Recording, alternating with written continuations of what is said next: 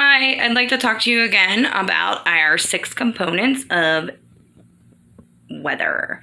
Okay, where we left off, we were talking about air pressure, and we're going to measure air pressure with a barometer, and we can have highs and low air pressure. Let's start with low air pressure again. An air pressure that's low is a low and lousy kind of day. You see he's got the clouds and he's got rain coming. He's also got a higher temperature, which is going to cause this rain to come into the day. And we can talk about air pressure is the weight of the atmosphere pressing on Earth. So if you have a low air pressure, you're going to have a less, remember L means less, low, lousy, less dense air, less dense moisture. Now, if you come over here where you're going to have a high pressure, high air pressure, you're going to have a more dense. Look at this. You see how big this is? Think about that. 95% humidity is the weight, and it's going to, if it reaches 100%, you're going to have rain. So right now we're pretty close at 95%. But the clouds are not going to be able to hold much more, and we're going to have to see some precipitation.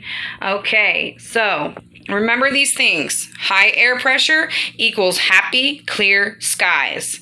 And in high altitudes, you're going to have cold weather and low air pressure. That's the only time we don't see opposites. We see high altitude, but we will not see cold with a high temp. We see cold with a low air pressure. So cold temperature and low air pressure is when you're up high in high altitudes, okay? High altitudes equals low air pressure, and most of the time, if you're in the mountains, it's going to be cold, especially at the tops of these mountains where the snow still is there. It can't seem to melt as fast as if it were down by the ground, because it's so high up. It's much colder high up. And I just want to let you know, I've got a couple of thermometers here to show you what the temperature is. The temperature is 80 degrees in here. This is my laundry room, so it's pretty hot because of the sun coming in from the outside. I live in Florida, and also I have a washer and dryer in this room, so it's pretty warm in here. We're not in a hot spot, if you will. So let's go over these one more time. You have humidity equals a hygrometer. That means you're going to measure with a hygrometer. Your wind speed is going to be measured with an anemometer. And your air temp is going to be measured with the thermometer. Here's my example, the thermometer. And you can see we've got high temperature. So if we're going to have a high temperature, we're going to have a low air pressure. Okay, so next, wind direction. I'm going to just go ahead and tell you, we're going to measure it with a weather vane, or you can also call this a wind vane. Wind vane, wind direction. Okay, precipitation. We're going to measure that with a rain gauge. And number 6, air pressure is going to be measured with a barometer, okay? So humidity, hygrometer, wind speed, anemometer, air temp, thermometer, wind direction, weather vane, precipitation, rain gauge, air pressure, barometer.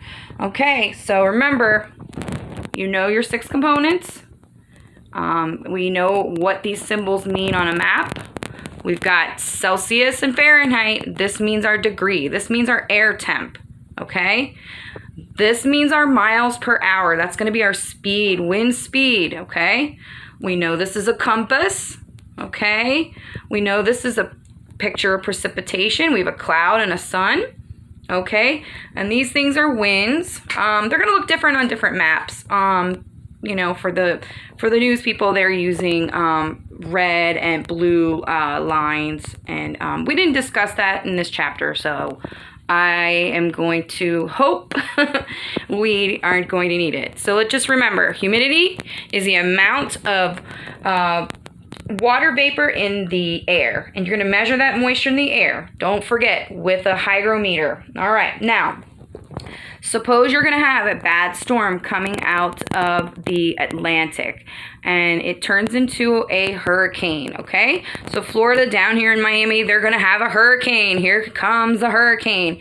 You need at least 70 or more miles per hour. I think it might be 75 miles per hour to actually to have winds considered hurricane winds.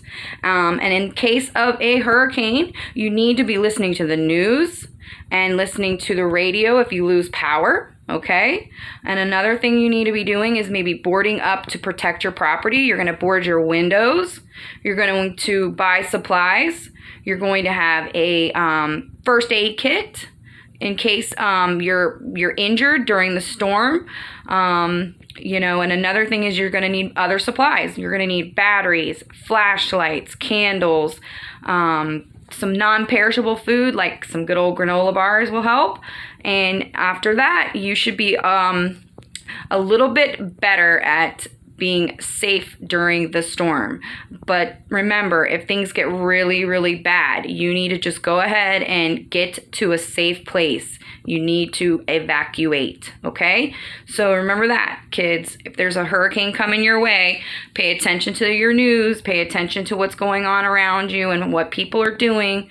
And make the right choice. If you need to leave your area, especially if the news tells you you're in an area that's going to have flooding, you're going to need to, get some sandbags and maybe possibly leave and get to higher ground.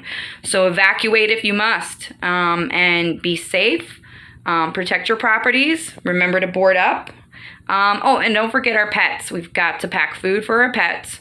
And if you need medicines, you need to get a hold of the doctors beforehand and get your prescriptions filled so you're not without when you have no power and you can't get to the store.